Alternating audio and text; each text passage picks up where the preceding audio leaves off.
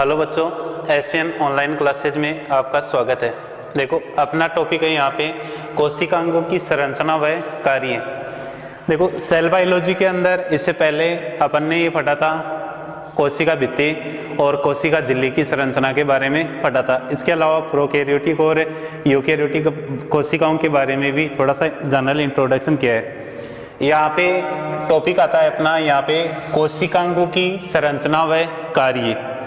देखो, जो कोशिकांग है, कोशिका के अंदर पाए जाने वाले जो अंग होते हैं उन्हें कोशिकांग के नाम से जाना जाता है।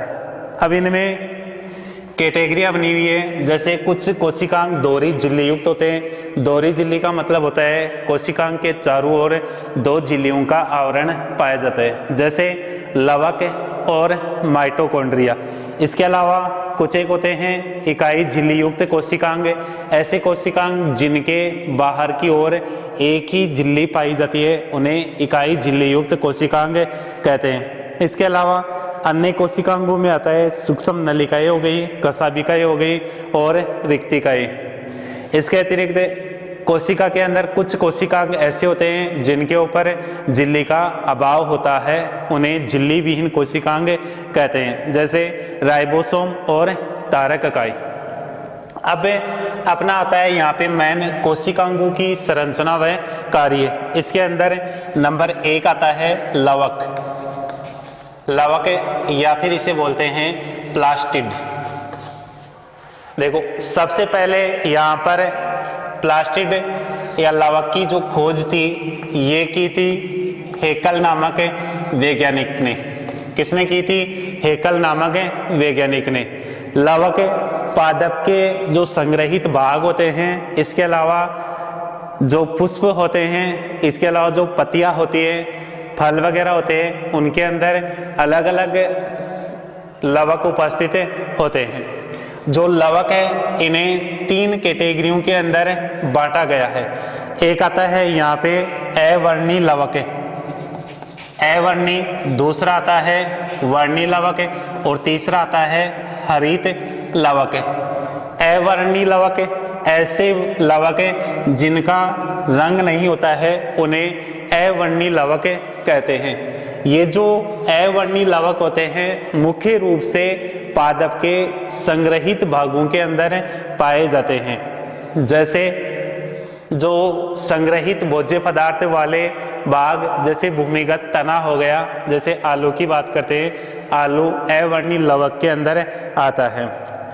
दूसरा आता है इसमें वर्णी लवक। ऐसे लवक जो विभिन्न प्रकार के रंगों युक्त होते हैं या जिनके अंदर अलग अलग वर्णक उपस्थित होते हैं उन्हें वर्णी लवक के नाम से जाना जाता है। जैसे इस जो वर्णी लवक होते हैं इनके अंदर कैटेगरियाँ बनी हुई है, जैसे थियोफ्लास्ट हो गया, थियोफ्लास्ट, रोडोप्लास्ट।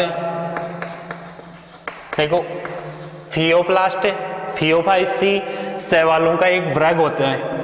थियोफाइसी शैवालों का एक वर्ग है जिसके अंदर थियोफ्लास्ट वर्णक पाया जाता है। इसी प्रकार से रोडोप्लास्ट, रोडोफाइसी जो शैवालों का वर्ग है उसके अंदर पाया जाता है। इसके साथ में नील हरित क्रोमेटोफोर, नील हरित क्रोमेटोफोर, ये भी यहाँ पर वर्णी जो लवक होते हैं उन्हीं का एक प्रकार है। इसके अलावा प्रकाश संश्लेषी जो जीवाणु होते हैं, प्रकाश संश्लेषी जो जीवाणु होते हैं उनका क्रोमेटोफोर। देखो, वर्णी लवक के प्रकार हो गए यहाँ पे, जैसे थियोप्लास्ट हो गया, रोडोप्लास्ट हो गया, नील हरित क्रोमेटोफोर और प्रकाश संश्लेषी जीवाणु के क्रोमेटोफोर। अब यदि आप अवर्णी लवकों की बात करोगे तो यहाँ पर अवर्णी लवकों को भी अलग अलग भागों के अंदर डिवाइड किया गया है। जैसे इसके अंदर पहला आता है मंड लवक, दूसरा आता है तेल लवक और तीसरा आता है प्रोटीन युक्त लवक। देखो, 3 अलग अलग लवक है अवर्णी के अंदर। मंड लवक है ऐसे लवक है जो स्टार्च का संग्रहण करते हैं, उन्हें मंड लवक कहते हैं। दूसरा है तेल लवक है, ऐसे लवक है जो ऑयल या फिर तेलीय पदार्थों का संग्रहण करते हैं, उन्हें तेल लवक के नाम से जाना जाता है। तीसरा है प्रोटीन युक्त लवक है, ऐसे लवक है जो प्रोटीन युक्त पदार्थों का संग्रहण करते हैं, उन्हें प्रोटीन युक्त लवक कहते हैं। देखो वर्णी लवक के भी यहाँ पे 4 प्रकार है, थियोप्लास्ट है, रोडोप्लास्ट है, नीलहरित क्रोमेटोफोर है, प्रकाश संश्लेषी जीवाणु। ठीक है, थियोप्लास्ट थियोफाइसी वर्ग के सदस्यों के अंदर पाए जाते हैं, रोडोप्लास्ट रोडोफाइसी वर्ग के सदस्यों में, नीलहरित क्रोमेटोफोर प्रकाश संश्लेषी या प्रकाश संश्लेषी जीवाणु में पाए जाने वाले क्रोमेटोफोर। अब देखो यहाँ पे जो तीसरा आता है हरित लवक। अब देखो पादप की जो पत्तियां होती है उनके अंदर मुख्य जो वर्णक होता है वो कौन सा होता है? हरित लवक होता है। मुख्य वर्णक कौन सा होता है? हरित लवक। देखो एक तो है लवक है और दूसरा है हरित लवक। देखो लवक का ही एक भाग है हरित लवक, ठीक है। और हरित लवक यहाँ पर खोज किसने की थी? इसकी सिम्पर नामक वैज्ञानिक ने। आपसे क्वेश्चन पूछे लवक नाम किसने दिया, तो वो तो था हेकल। और हरित लवक की बात करोगे तो वो किससे संबंधित है? यहाँ पर सिम्पर नामक वैज्ञानिक से। अब देखो हरित लवक यहाँ पे मुख्य कोशिकांग है जो पादप कोशिकाओं के अंदर पाया जाता है। और प्रकाश संश्लेषण की जो क्रिया होती है, प्रकाश संश्लेषण की क्रिया में मुख्य भूमिका निभाता है, मुख्य भूमिका निभाता है। ये लवक कौन सा हो गया यहाँ पे? हरित लवक। इसके अलावा देखना हरित लवक है दोहरी झिल्ली युक्त, दोहरी झिल्ली युक्त कोशिकांग होता है। दोहरी झिल्ली युक्त कोशिकांग है। इसकी जो बाह्य जो झिल्ली है उसे बाह्य झिल्ली और जो आंतरिक झिल्ली है उसे आंतरिक झिल्ली के नाम से जाना जाता है। देखो बाहर की ओर जो झिल्ली है उसे बाह्य झिल्ली और जो अंदर की ओर जो झिल्ली पाई जाती है उसे आंतरिक झिल्ली के नाम से जाना जाता है। इन दोनों झिल्लियों के मध्य पेरीप्लास्टिक स्पेस, पेरीप्लास्टिक स्पेस पाया जाता है। दोनों झिल्लियों के मध्य यहाँ पर कौन सा स्पेस पाया जाता है? पेरीप्लास्टिक स्पेस पाया जाता है। इसके अलावा यहाँ पर इसके अंदर जो आंतरिक भाग है उसमें एक तो आता है स्ट्रोमा और दूसरा आता है ग्रेना। हरित लवक की आंतरिक संरचना में स्ट्रोमा व ग्रेना उपस्थित होते हैं। स्ट्रोमा हरित लवक का जो मैट्रिक्स होता है उसे स्ट्रोमा कहते हैं। इस मैट्रिक्स में यहाँ पर प्रोटीन कण, इसके अलावा तेल की बूंदें, साथ ही खुद का डीएनए, 70S राइबोसोम आदि उपस्थित होते हैं। इसके अलावा इस मैट्रिक्स के अंदर अनेक सिक्के जैसी संरचनाएं पाई जाती है जिन्हें थाइलेकोइड के नाम से जाना जाता है। दूसरा है यहाँ पे ग्रेना। जो थाइलेकोइड होते हैं ये एक के ऊपर एक व्यवस्थित होकर के किसका निर्माण करेंगे? ग्रेना का। थाइलेकोइड पट्टिकाएं एक के ऊपर एक व्यवस्थित होकर के ग्रेना का निर्माण करती है। दो ग्रेना आपस में ग्रेना लेमिली की सहायता से, दो ग्रेना आपस में ग्रेना लेमिली की सहायता से जुड़े रहते हैं, ग्रेना लेमिली की सहायता से जुड़े हुए होते हैं।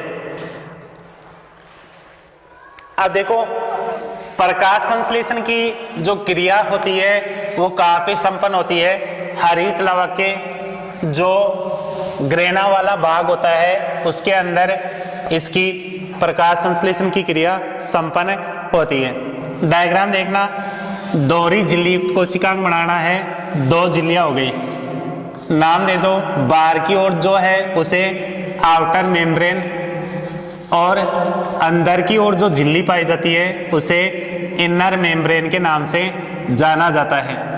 बाहर की ओर जो झिल्ली है उसे आउटर मेम्ब्रेन और अंदर की ओर जो झिल्ली है उसे इनर मेम्ब्रेन कहते हैं। इन दोनों झिल्लियों के मध्य पेरीप्लास्टिक स्पेस पाया जाता है।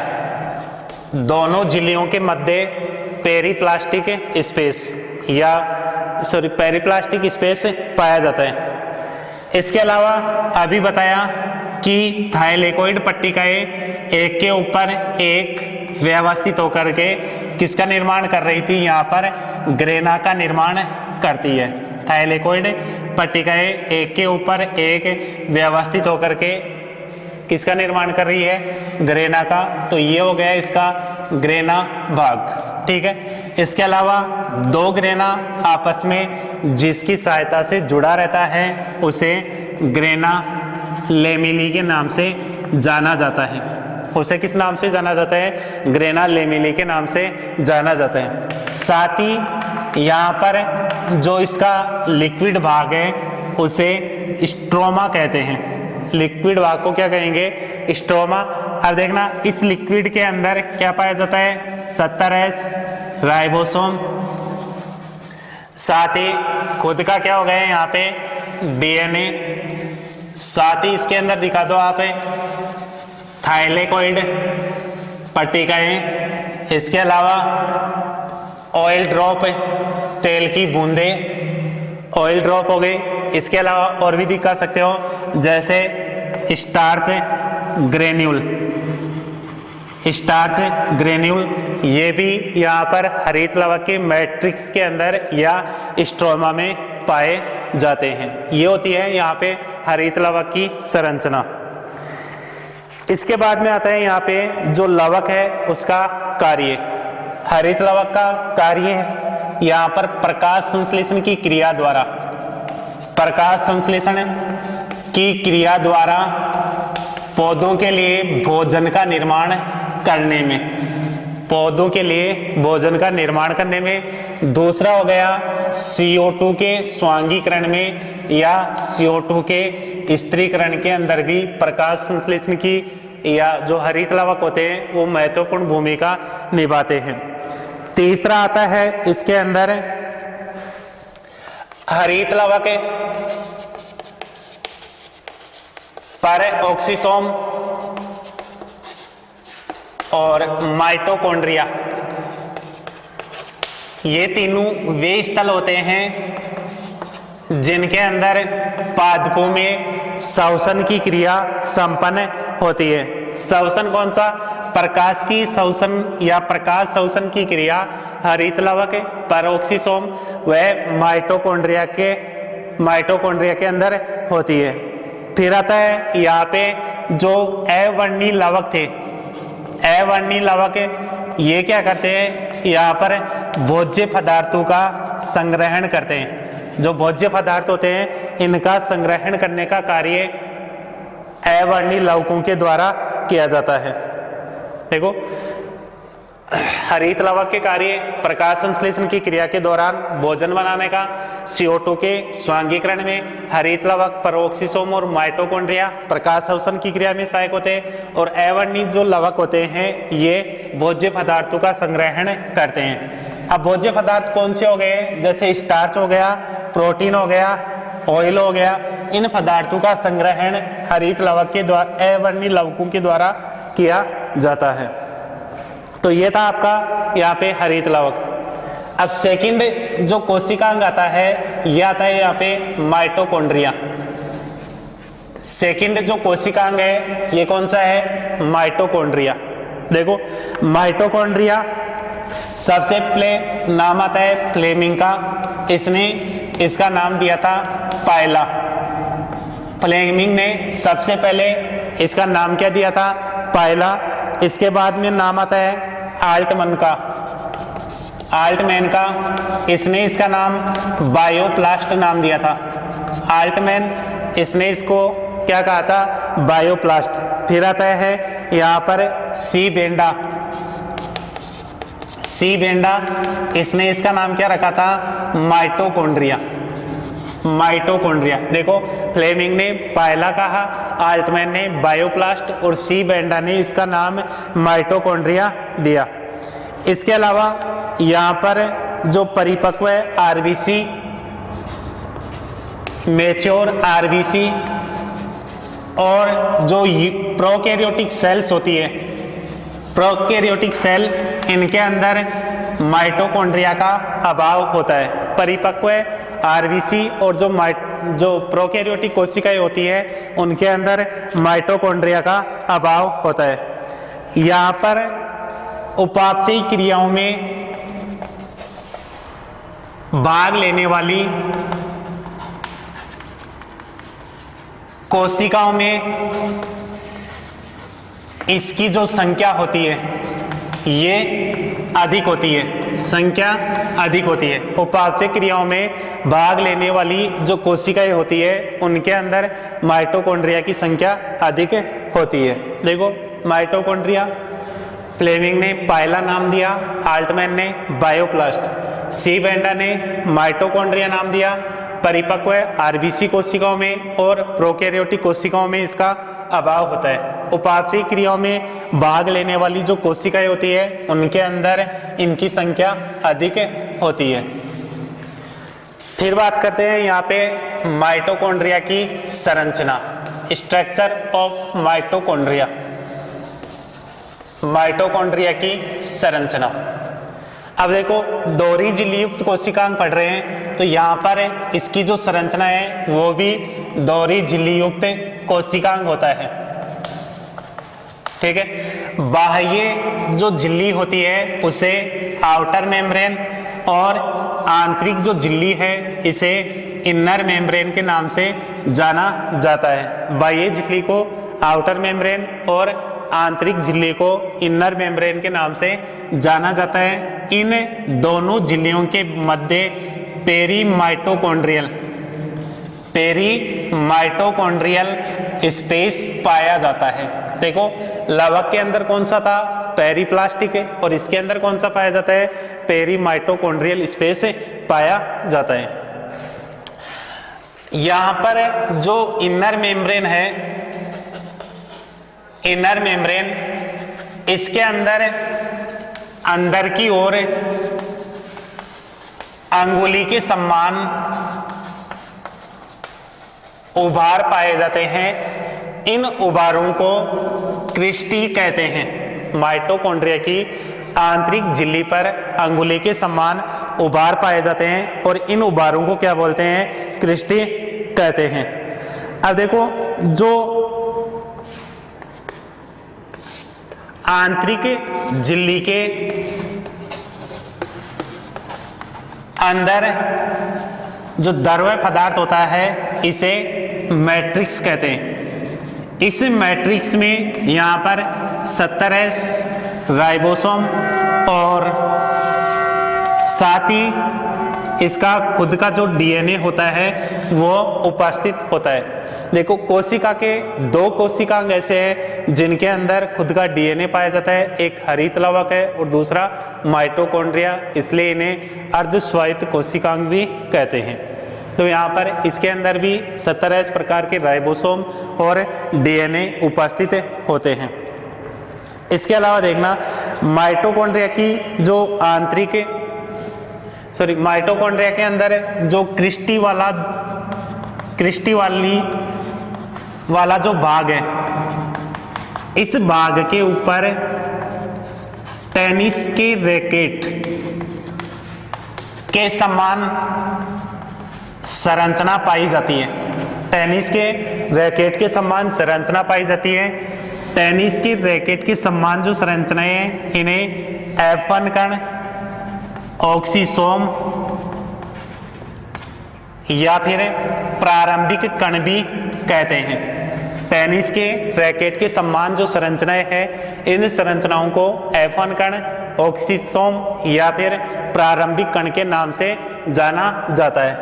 ये जो प्रारंभिक कण है F1 कण, इन्हीं स्थानों पर यहाँ पर श्वसन की क्रिया संपन्न होती है या फिर श्वसन में भाग लेने वाले जो एंजाइम होते हैं वो इसी की सतह के ऊपर पाए जाते हैं जो कोशिकीय श्वसन का कार्य करते हैं। F1 कण वे स्थल है जहाँ पर कोशिकीय श्वसन के लिए आवश्यक जो एंजाइम होते हैं वो उपस्थित होते हैं। यदि आप संरचना की बात करोगे तो संरचना देखना, माइटोकॉन्ड्रिया की जो संरचना है ये बाह्य झिल्ली हो गई, ये आंतरिक झिल्ली। आंतरिक झिल्ली में क्या पाए जाते हैं, यहाँ पर उभार पाए जाते हैं। इन उभारों को क्या कहेंगे, क्रिस्टे कहते हैं। ये इसके अंदर इसका मैट्रिक्स हो गया, ये आउटर मेम्ब्रेन हो गई, ये वाली इनर मेम्ब्रेन हो गई, दोनों के मध्य पेरीमाइटोकॉन्ड्रियल स्पेस, पेरीमाइटोकॉन्ड्रियल स्पेस उपस्थित है। यह जो क्रिस्टी है इसके ऊपर पाई जाती है टेनिस के रैकेट के समान संरचना, जिन्हें F1 कण या फिर ऑक्सीसोम के नाम से जाना जाता है। इन कणों को क्या कहेंगे, F1 कण या फिर ऑक्सीसोम के नाम से जाना जाता है। इसके अलावा आप दिखा दो, इसके अंदर खुद का DNA दिखा दो और 70S राइबोसोम यहाँ पर उपस्थित होते हैं। फिर बात करते हैं यहाँ पे इसके कार्यों की कि माइटोकॉन्ड्रिया के कार्य कौन कौन से होते हैं। देखो, पहला आता है यहाँ पर जो माइटोकॉन्ड्रिया है इसे कोशिका का पावर हाउस कहते हैं। कोशिका का क्या बोलते हैं, इसे पावर हाउस, शक्ति गृह कहते हैं, क्योंकि जो ऊर्जा होती है उसे ये ATP के रूप में संग्रहित करने का कार्य करता है। ऊर्जा को ATP के रूप में संग्रहित करने का कार्य करता है। दूसरा आता है यहाँ पर कि इसमें पाए जाने वाले जो एंजाइम होते हैं ये वसा के उपापचय से संबंधित होते हैं या फिर वसा का उपापचय करने वाले एंजाइम इसके अंदर उपस्थित होते हैं। इसके अलावा माइटोकॉन्ड्रिया शुक्राणु के अक्षीय तंतुओं का निर्माण करता है, जिसके कारण शुक्राणु में गति उत्पन्न होती है। माइटोकॉन्ड्रिया के द्वारा शुक्राणु के अक्षीय तंतु का निर्माण होता है, इसलिए यहाँ पर ये कार्य क्या कर रहा है, शुक्राणु को गति प्रदान करने का कार्य करता है। इसके अलावा माइटोकॉन्ड्रिया अंडजनन की क्रिया के दौरान, अंडजनन की क्रिया के दौरान पित्तक का निर्माण करता है। माइटोकॉन्ड्रिया अंडजनन की क्रिया के दौरान किसका निर्माण करता है, यहाँ पे पित्तक का निर्माण करता है। तो ये था यहाँ पे माइटोकॉन्ड्रिया कार्य। देखो, पहला कार्य हो गया कोशिका का पावर हाउस है। क्यों कहते हैं, क्योंकि ये ऊर्जा को ATP के रूप में संग्रहित करता है। दूसरा है यहाँ पर वसा के उपापचय के लिए जो आवश्यक एंजाइम होते हैं ये कहाँ पर पाए जाते हैं, माइटोकॉन्ड्रिया में। तीसरा, माइटोकॉन्ड्रिया के द्वारा शुक्राणु के अक्षीय तंतु का निर्माण होता है जो कि शुक्राणु की गति के लिए आवश्यक होते हैं। और तीसरा है, चौथा, अंडजनन की क्रिया के दौरान पित्तक के निर्माण की क्रिया भी माइटोकॉन्ड्रिया के द्वारा की जाती है। आज के लिए इतना ही, धन्यवाद।